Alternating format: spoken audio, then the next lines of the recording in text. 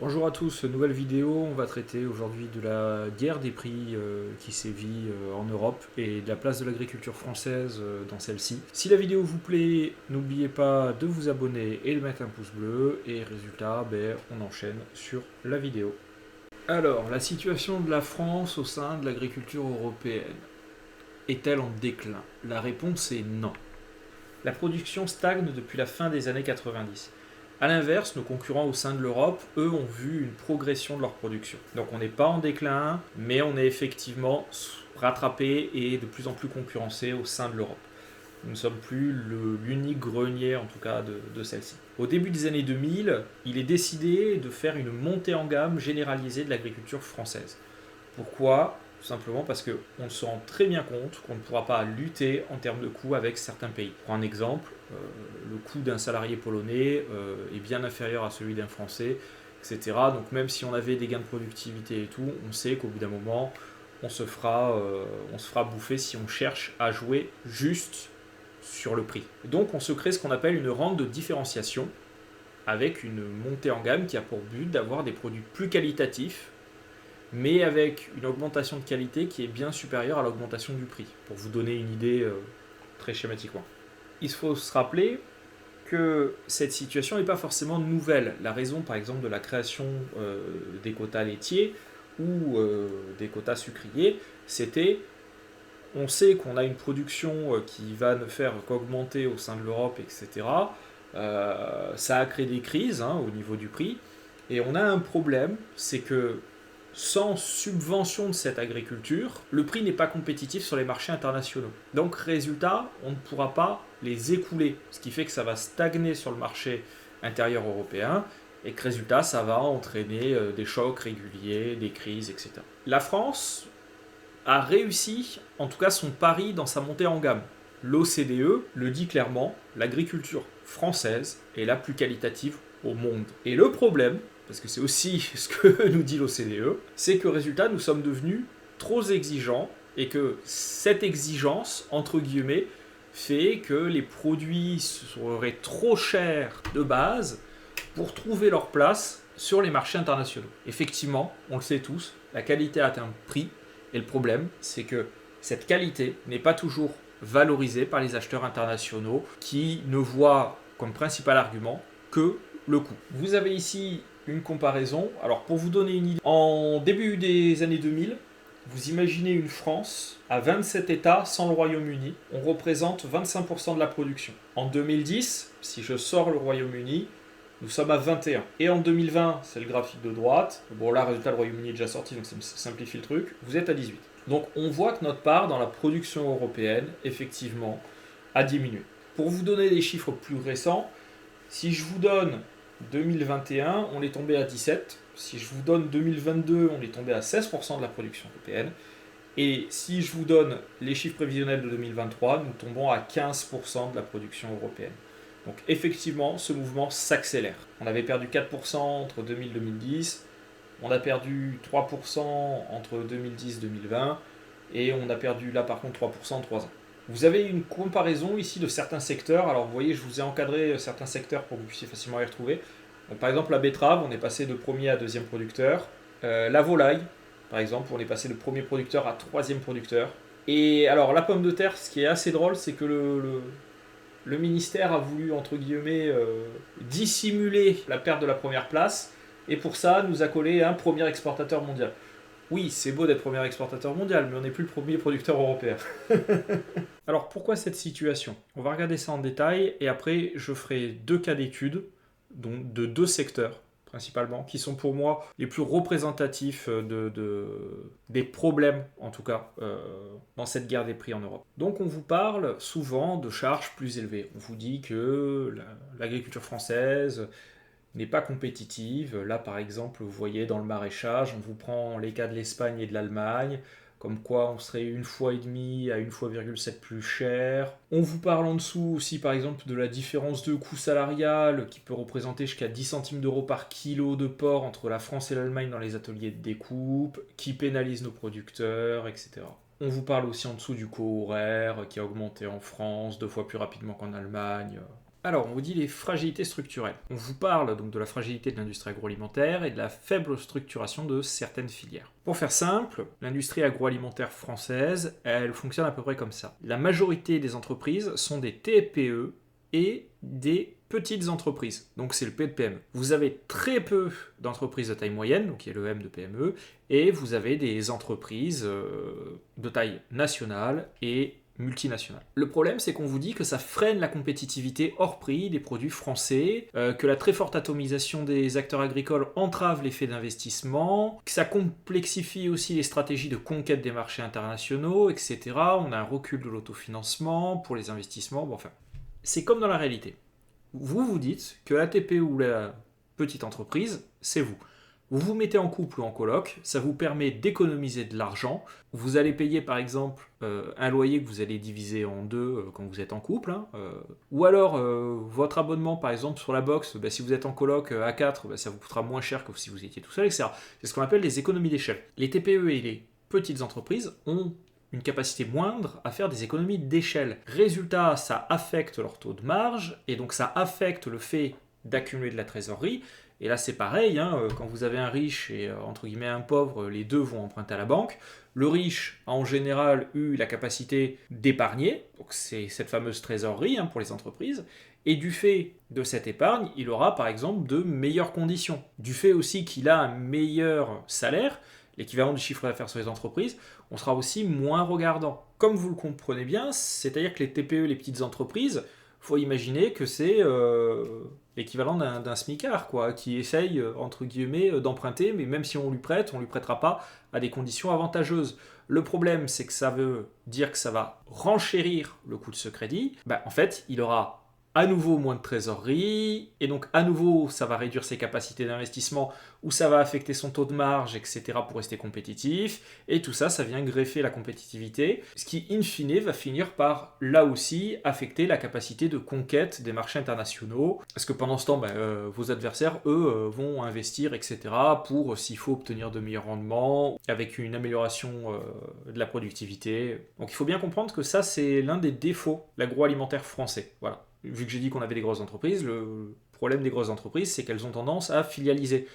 Pourquoi ? Parce que, tout simplement, suivant les marchés qu'elle a conquis à l'export, etc., il y a des barrières douanières, et donc ça ne devient pas rentable d'envoyer le produit totalement fini. Il vaut mieux envoyer, par exemple, un produit intermédiaire pour finir par le faire sur place, ou alors, voire même plus du tout envoyer le produit intermédiaire, mais tout faire là-bas sur place et juste ramener une partie de la trésorerie sous forme de dividendes ou autre. Voilà. Pour au final régler cette situation, il faudrait soit un soutien étatique fort, soit un soutien des banques fort. Le problème, c'est qu'actuellement, aucun des deux.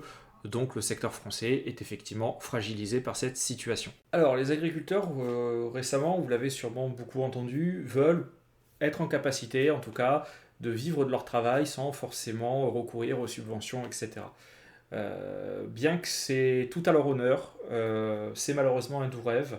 Vous avez donc un tableau comparatif sur les subventions qui sont versées dans certains résultats gros producteurs agricoles au niveau mondial. On a par exemple l'exemple parfait du Brésil, qui en 2015 donc, a dépensé 272 dollars par habitant en termes de subventions agricoles. Comment vous dire, le PIB par habitant au Brésil est 5 fois moins élevé, donc c'est à peu près comme si l'Europe dépensait 1200 dollars par habitant. Là, comme vous voyez, on est qu'à 198. Donc comment vous voulez concurrencer ce genre de choses ? Et là encore, ça ne prend même pas en compte les subventions, on va dire, cachées, comme je vais le traiter par exemple dans le cas allemand ou dans le cas espagnol, dans le cas où la loi n'est même pas respectée, par exemple, des éleveurs brésiliens qui s'accaparent des terres sur la forêt amazonienne qui ne leur appartiennent pas, c'est un exemple de subvention déguisée qui n'est pas pris en compte là. Mais voilà, quand vous ne payez pas la terre et que c'est gratuit,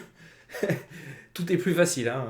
Mais donc un exemple parfait que sans subvention, de toute façon, l'agriculture européenne ne pourra pas de toute façon survivre ou s'implanter durablement sur les marchés internationaux, sauf à comme je le disais tout à l'heure avec l'agriculture française, à se différencier et à proposer une qualité supérieure et à fournir des garanties, ce genre de choses, donc une rente de différenciation. Voilà. Donc notre premier cas d'étude, vu que le rapport en parlait, je suis retourné rechercher des sources.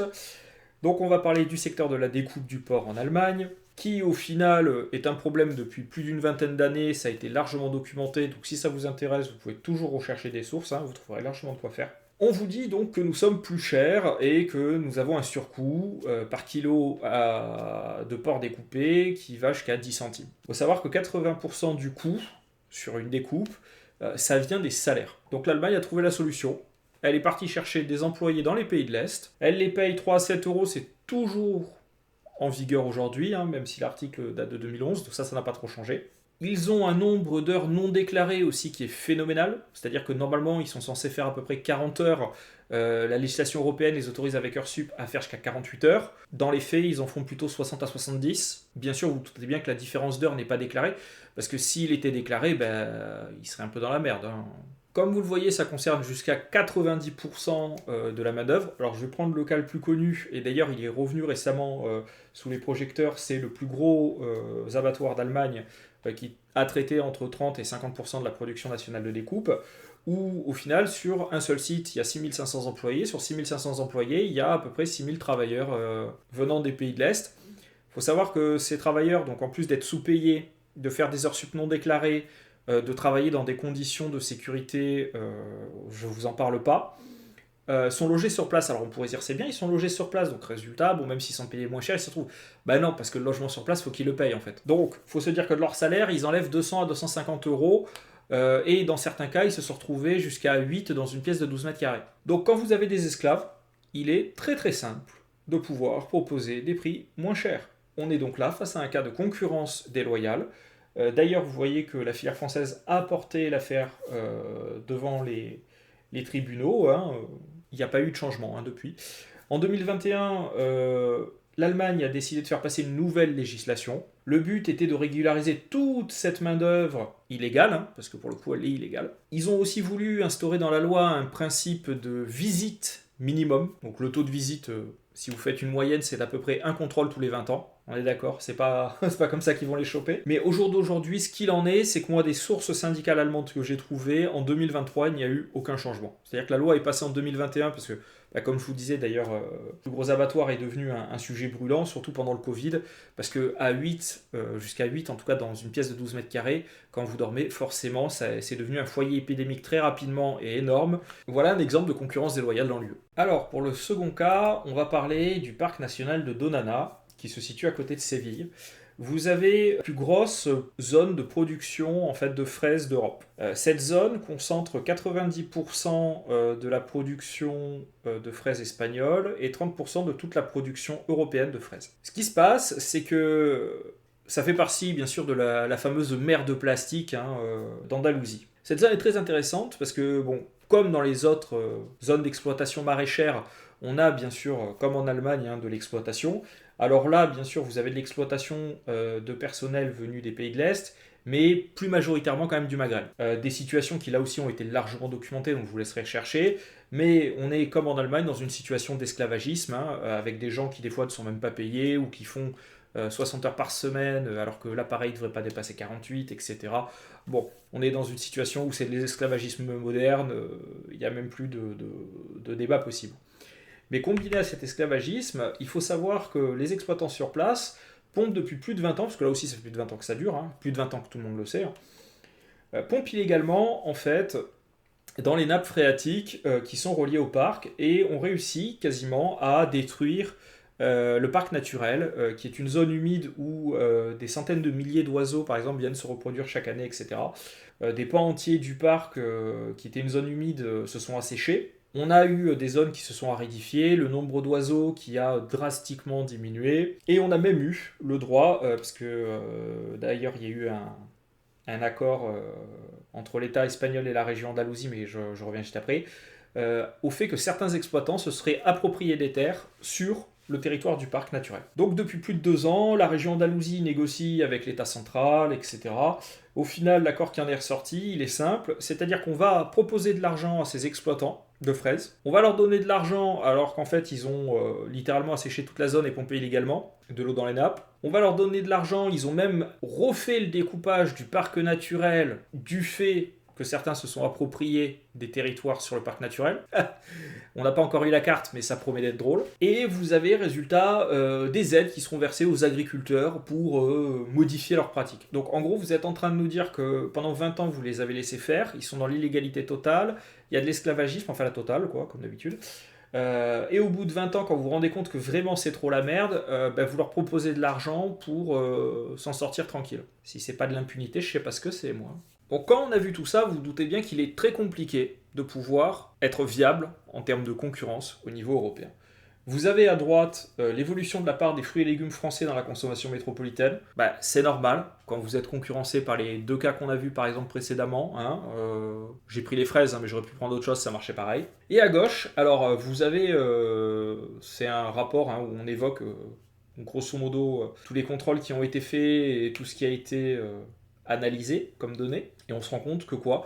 Qu'en fait, une grande partie des produits européens ne sont même pas aux normes européennes et à des taux des fois plus importants que des produits hors Europe. Donc, quand on vous dit par exemple, oui, c'est de la faute des accords de libre-échange, alors oui, effectivement, on a un problème avec les accords de libre-échange, mais la majorité du problème de l'agriculture française, c'est des agriculteurs européens qui ne respectent pas les normes européennes et qui s'en sortent tranquillou, parce que en Espagne, qu'est-ce qui s'est passé comme en Allemagne ? Pourquoi personne réellement de contrôle ? Pourquoi personne n'a mis le haut là ? Parce que ça fait du cash. Et en même temps, vous niquez vos concurrents au sein du marché européen. C'est parfait. Vous supprimez vos concurrents et vous faites du cash. Si vous écoutiez par exemple les politiciens en Andalousie ces 15 dernières années, ils vous disent qu'il n'y a jamais eu de problème, qu'il n'y a jamais eu de pompage illégal, que tout le monde était dans les clous, etc. Et d'ailleurs, ce qui est très drôle, c'est que la DGCCRF, qui a fait donc ces contrôles-là, là, on vous dit 10 à 15% des produits importés en France ne respecteraient pas les normes, mais en fait, la part est même plus importante, parce que par exemple, sur la volaille, moi j'ai chopé les 3 dernières années des rapports de la DGCCRF, vous avez jusqu'à 2/3 des produits importés d'Europe qui ne sont pas aux normes. Pour la France, le taux le plus élevé, ça a été 17%. Bon, au bout d'un moment, on voit bien une dichotomie entre ce qui se passe en France et ce qui se passe dans notre pays européen. Donc les solutions proposées sont-elles les bonnes ? La réduction des normes, bien que j'entends, je sais effectivement que, par exemple, pour les normes, vous avez des fois des schémas de normes qui sont différents jusqu'au niveau départemental, etc. Donc oui, j'entends qu'il faut une certaine uniformisation des normes, etc. Maintenant, la réduction des normes ne sera pas le saint Graal que les agriculteurs espèrent.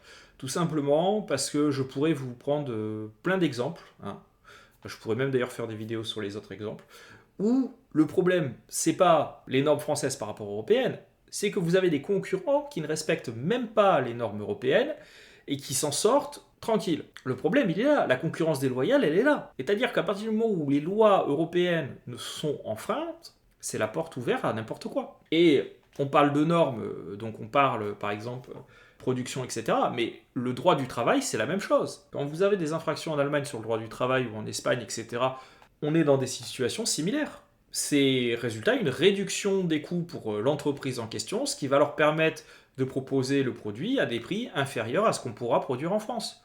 Et maintenant, je suis désolé, mais je ne pense pas que la solution, ce soit de recourir au même système. Par contre, il va falloir, à mon sens, sévir. Voilà. Mais pour sévir, c'est au pouvoir politique de faire le nécessaire. Après, gardons foi en nos agriculteurs et en l'agriculture française, vu que, comme je disais, et c'est reconnu, on a la meilleure au monde. Essayons de la faire survivre. Quand vous en avez les moyens et si vous le pouvez, s'il vous plaît, favorisez les produits français. Bon, ça conclut cette vidéo. Alors, je ne sais pas si j'en ferai d'autres, mais si ça vous a plu ou quoi que ce soit, n'hésitez pas à me le faire savoir en commentaire. Et puis, je vous dis résultat à la prochaine.